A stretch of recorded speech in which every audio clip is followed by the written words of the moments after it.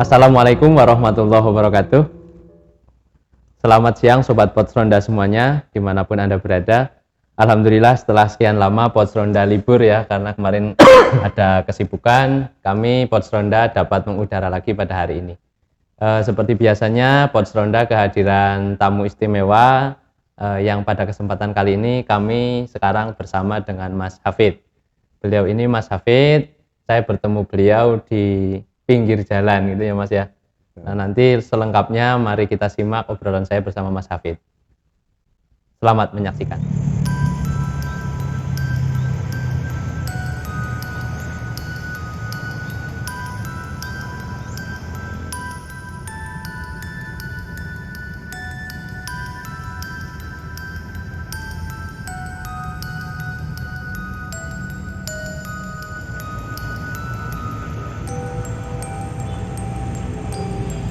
Itu penggantinya Linggabuana yang konon menurut sejarah itu tewas di tangannya Gajah Mada yang pada saat terjadi perang Bubat akhirnya dilanjutkan oleh Buni Sore. Kurang lebih ya, saya kalau secara sejarahnya saya nggak begitu paham, cuman yang pernah saya dengar seperti itu. Jadi saya anggap bahwa ketika saya ingin melakukan sesuatu, seolah-olah kayak saya ini meminta izin ke leluhur.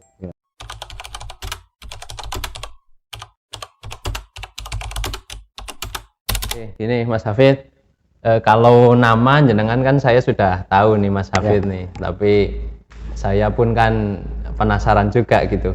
Mas Hafid ini kok jalan-jalan di jalanan, nah itu sejarahnya itu seperti apa Mas Hafid? Sebelumnya terima kasih. Jadi nama saya Muhammad Nurul Hafid, tapi biasa dipanggil Hafid. Saya dari Kuningan, dari sebuah desa yang terpencil di Kuningan. Jadi kebetulan kalau misalkan ditanya jalan-jalan, saya sedang melakukan sesuatu lah. Masya Allah. Melakukan sesuatu yang mungkin jarang dilakukan oleh orang lain. Bukan berarti tidak ada yang pernah melakukan atau tidak ada yang melakukan, banyak sebetulnya. Cuman mungkin ya jarang 101 atau mungkin 1001 mungkin ya, mungkin. Jadi yang saya lakukan, kenapa kok bisa jalan, kebetulan saya memang lagi keliling Pulau Jawa. Pulau Jawa, Madura, sempat ke Bali dan berjalan kaki. Jadi saya hanya ditemani sama tongkat lah. Sama tongkat.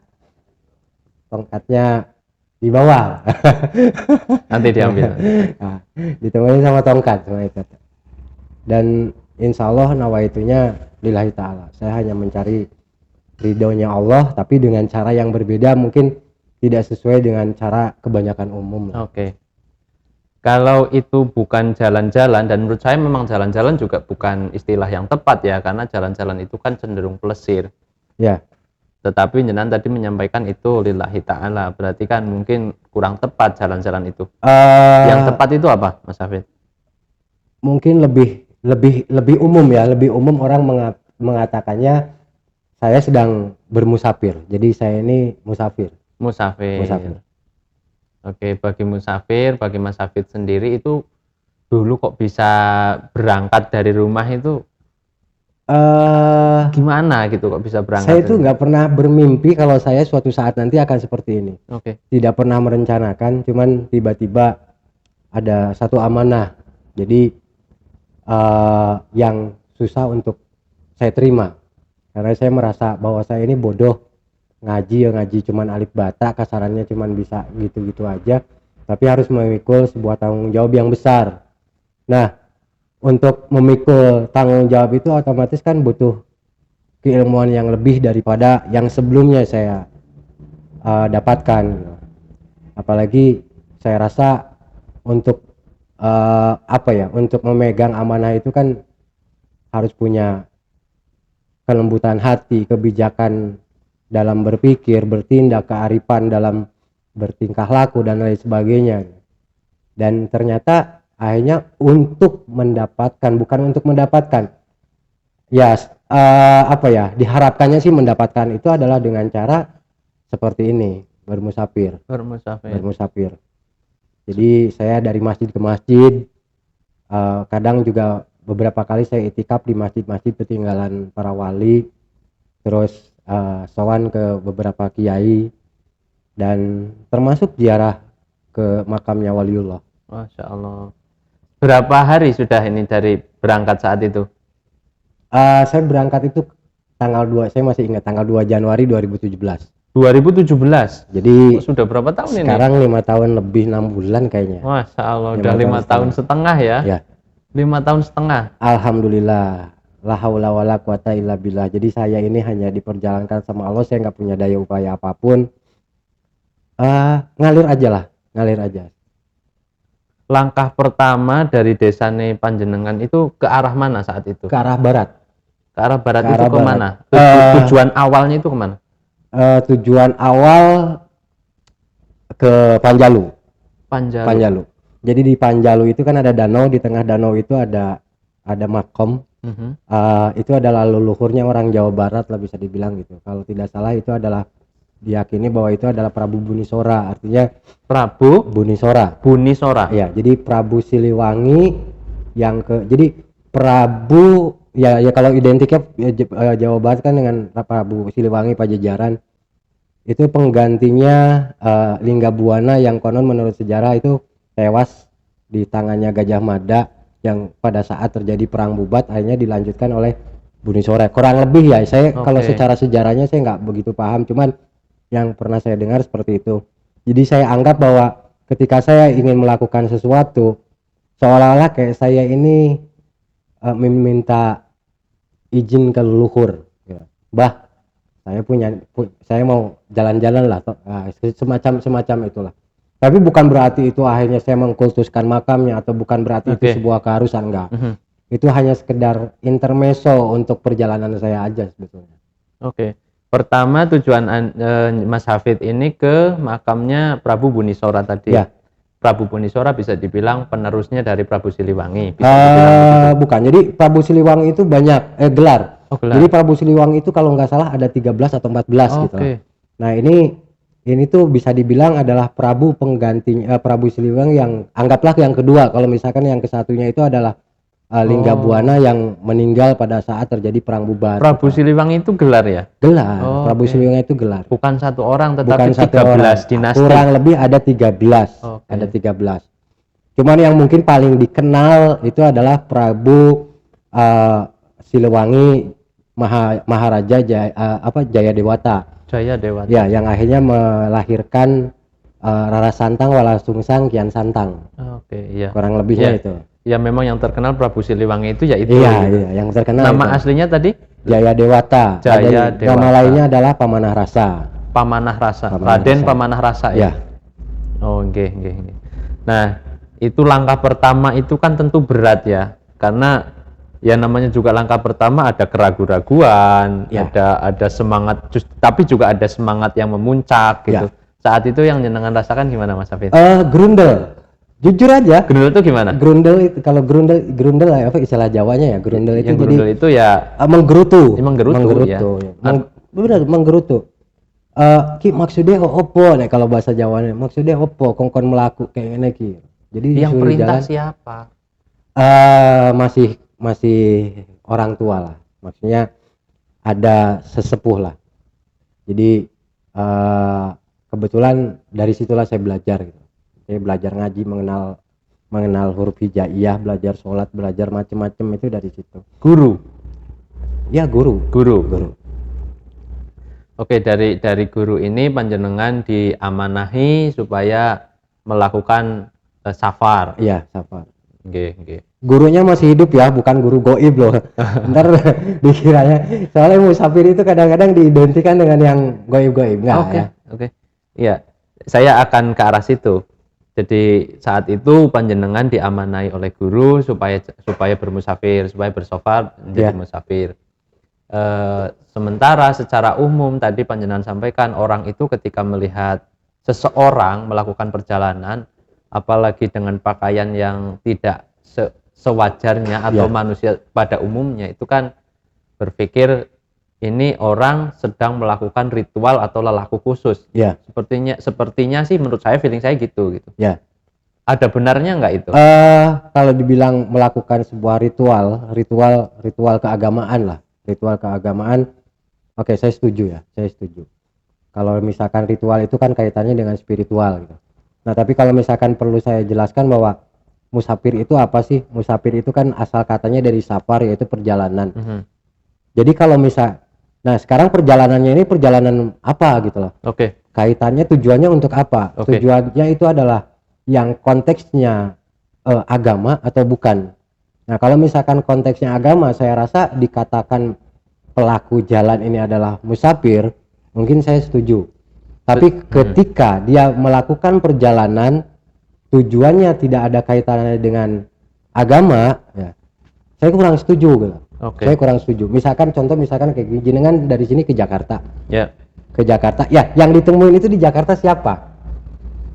Ya kan? Itu kan perjalanan dari sini, perjalanan dari Sampang, dari Cilacap ke, saya mau kondangan misalnya. Ya, kondangan, anggaplah kondangan. Yang itu karena kondangan ini memenuhi undangan dan itu hukumnya wajib untuk datang, bisalah dikatakan musafir. Artinya begitu. Punya hak atau punya hak untuk mendapatkan keringanan dalam beribadah. Misalkan sholat bisa dijamak misalkan gitu.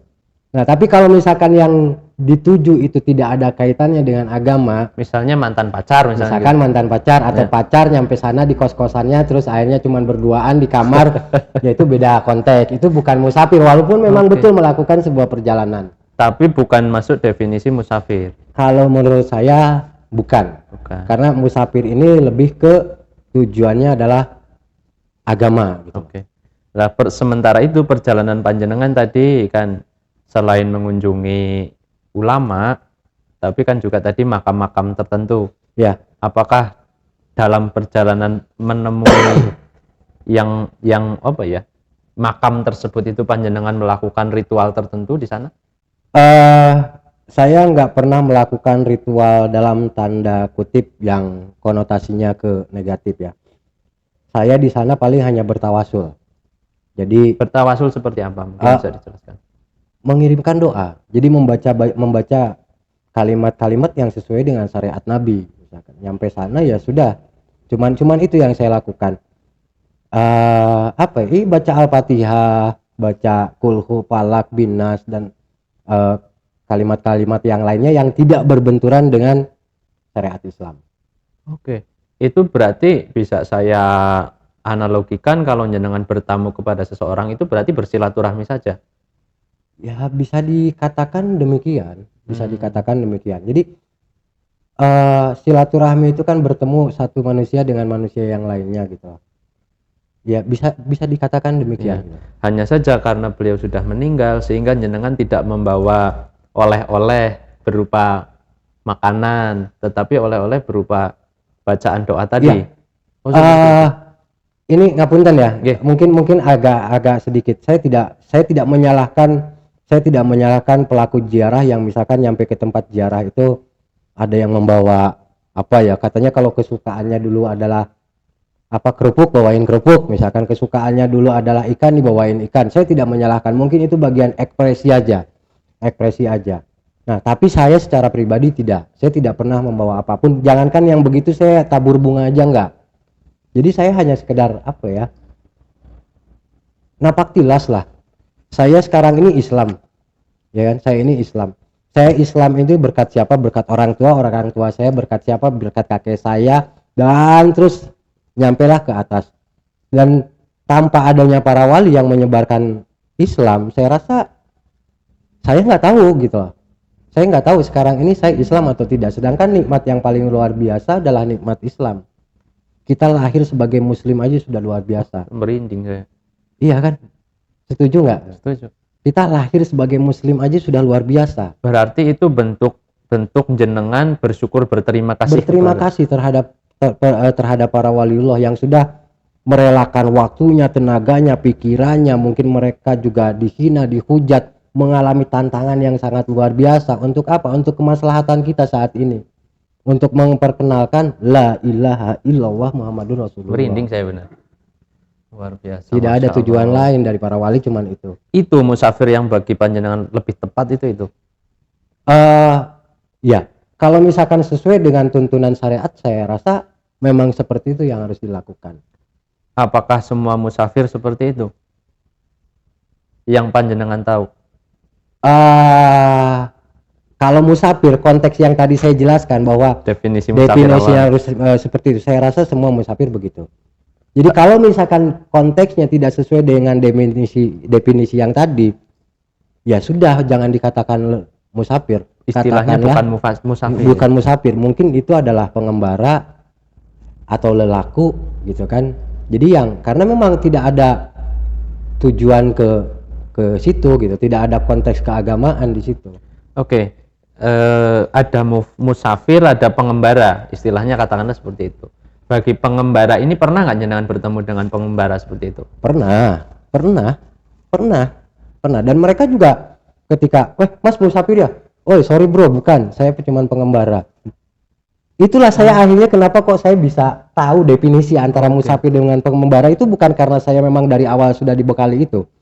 Tapi ini dari hasil perenungan saya di perjalanan, hasil saya bersilaturahmi dengan beberapa teman yang di jalan. Mereka mengatakan saya kayaknya agak sedikit beda sama. Nah, jadi itu pengakuan mereka. Saya pengembara, bukan musafir secara syariat gitu loh. Bagi dia seperti itu. Ya. Oke, begini. Dan itu luar biasa menurut saya. Gitu. Nah, karena jenengan Mas Hafid ini sudah pernah bertemu dengan pengembara dan panjenengan ini insya Allah meniatkan diri menjadi musafir, tentu ada perbedaan yang sangat berbeda toh. Ya. Bisa dijelaskan nggak?